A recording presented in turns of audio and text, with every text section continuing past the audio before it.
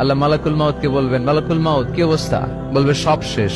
মাইয়াব্বা, কে বাকি? মালাকুল মাউত বলবে জিনেরা বাকি, যাদেরকে দেখা যায় না। আল্লাহ বলবেন জিনদেরকেও শেষ করে ফেলো, রুহু কবজ করো। মালাকুল মাউত আজরাইল জিনদের রুহু কবজ করবে। আল্লাহ এবার জিজ্ঞেস করবে, ইয়া মালাকাল মাউত আখবিরনি মাইয়াব্বা, এবার বলো আর কে বাকি? মালাকুল মাউত বলবে, আল্লাহ মানুষগুলো সব শেষ, জিনগুলাও শেষ, এবার বাকি ইবলিস শয়তান। কে বাকি? ইবলিসরেও শেষ করো, ইবলিসও শেষ। আল্লাহ আবার জিজ্ঞেস করবেন, ইয়া মালাকাল মাউতি মাইয়াব্বা, আর কে বেঁচে আছে বলো?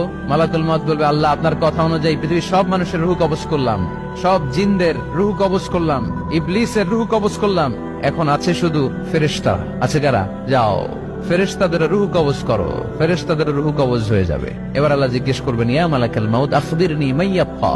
মালাকুল মাউত বলবে, আল্লাহ আপনার কথা মতো ধরে ধরে সব শেষ, ফেরেশতাও শেষ, 4 জন ছাড়া। কয়জন ছাড়া? জোরে বলেন, কয়জন ছাড়া? ইসরাফিল, জিব্রাইল, মিকাইল, আজরাইল। আল্লাহ এই 4 জন আমরা বাকি। আল্লাহ বলবে, যাও ইযহাব ইনতালিক ইলা জিবরিল ওয়াকবাদ রূহাহ, জিব্রাইলের রুহু কবজ করো। ইযহাব ইলা ইসরাফিল ওয়াকবাদ রূহাহ, ইসরাফিলের রুহু কবজ করো। ইযহাব ইলা মিকাইল ওয়াকবাদ রূহা, রুহু কবজ করো। ওই 3 ফেরেশতাও শেষ। এবার আল্লাহ তাআলা জিজ্ঞেস করবেন, ইয়া মালাকাল মাউত আখবিরনি মাইয়াব্বা, হে মালাকুল মাউত আর কে বাকি আছে বলো? মালাকুল মাউত বলবে, আল্লাহ আপনার কথা মতো মানুষগুলো শেষ, জিনগুলো শেষ, ইবলিস শেষ, আমার বাকি 3 ভাই ইসরাফিল, মিকাইল, জিব্রাইলও শেষ, শুধু আমি, শুধু আমি। আল্লাহ বলবেন, কেউ নাই? মালাকুল মাউত বলবে, না আল্লাহ কেউ নাই। এবার আল্লাহ তাআলা বলবেন, মালাকুল মাউত তুমি তো সবাই রে মারছো, এবার তুমি মরো, এবার তুমি মরো, তুমি মরো। শোনার সাথে সাথে মালাকুল মাউতের কাঁপুনি ছুটে যাবে, খিঁচুনি এসে যাবে ভয়ে। আল্লাহ বলবেন, কাঁপুনি দিয়ে তো লাভ নাই, কারণ কুল্লু নাফসিন যায়িকাতুল। রব্বুল আলামিন বলবেন, মালাকুল মাউত কেঁদো না, এটাই দুনিয়ার বিধান, আমি আল্লাহর দেয়া বিধান, এটাই, জন্মালেই মরতে হয়। যাও জান্নাত জাহান্নামের মাঝখানে একটা জায়গা আছে, জায়গাটার নাম হলো আরাফ। এই আরাফের মধ্যখানে যে দাঁড়াও, ওখানে যে মালাকুল মাউত কাঁপতে থাকবে।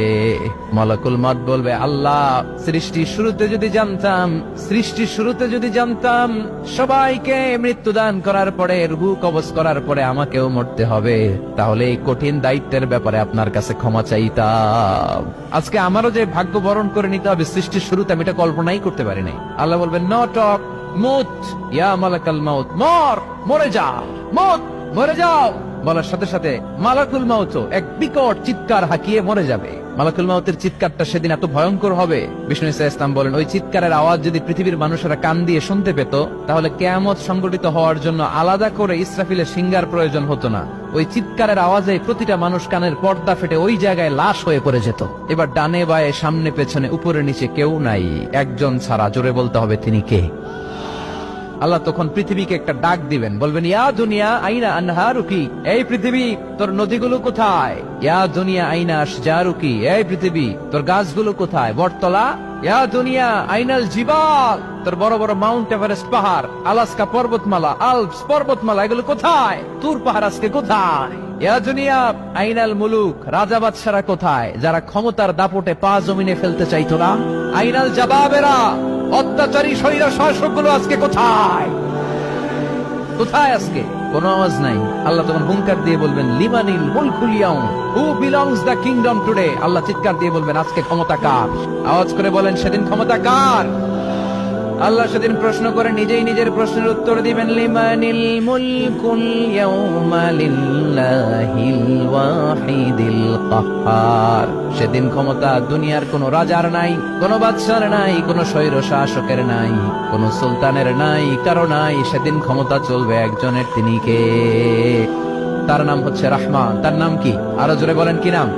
এজন্য রহমান কারে বলে আজকে চিনতে পারছেন? তার দয়ার শেষ আছে? তার ক্ষমতার কোন কুল কিনারা আছে? তার ধন ভান্ডারে কোনো কমতি আছে? এজন্য লা বিশাইইন মিন নিআমিকা রাব্বানা নুকাযযিবু ফালাকাল হামদ, we don't deny any of your mercy and blessings, all praises to you। আল্লাহ তোমার কোন নিয়ামতকে আমরা অস্বীকার করি না। আল্লাহ প্রথমে ধমক দিয়ে বলছেন, এই মানব জাতি আর জিন জাতি, আমার কোন নিয়ামতকে অস্বীকার করবি? আমরা বলি কোনটাই অস্বীকার করি না। সকল প্রশংসার মালিক একজন, তিনি কে? ইমাম বাইহাকি বলেন, আল্লাহর হাবিব সাল্লাল্লাহু আলাইহি ওয়াসাল্লাম ইরশাদ করেছেন, ইন্না লিকুল্লি শাইইন আরুস ওয়া আরুসুল কুরআনি সূরাতু আর-রাহমান। আলেম ওলামারা বলেন তো আরুস মানে কি? মাশাআল্লাহ, নববধূ। আরুস মানি নতুন বউ, আরুস মানি নতুন বউ, নববধূ। আল্লাহর হাবিব বললেন, লিকুল্লি শাইইন আরুস, সবার একটা করে নববধূ হয়। আর কোরআনের নববধূর নাম সূরা আর-রাহমান। ইন্না লিকুল্লি শাইইন আরুস ওয়া আরুসুল কুরআনি সূরাতু আর-রাহমান। দুনিয়ার প্রত্যেকের জন্য আল্লাহ একজন করে নববধূ দান করেছেন। আল্লাহর কোরআনেরও একটা নববধূ আছে, এই কোরআনের নববধূর নাম সূরা আর-রাহমান। কোরআনের নববধূ, কোরআনের নতুন বউ, কোরআনের নতুন বউ। কেন আল্লাহ এত সূরা থাকতে, 114টা সূরা থাকতে আর রহমানকে কোরআনের নববধূ বললেন? এর কারণ, নববধূ যেমনি বাসর রাতে হাতে পায়ে আলতা মেখে, বেনারসি শাড়ি পরে, জুয়েলারি অর্নামেন্টস পরে, পার্লারিং করে, মেকআপ করে হাজবেন্ডের জন্য নিজেকে উজাড় করে সাজায়, ঠিক তেমনি আল্লাহ তাআলা এই দুনিয়াতে আমাদেরকে কি নিয়ামত দিয়েছেন, আর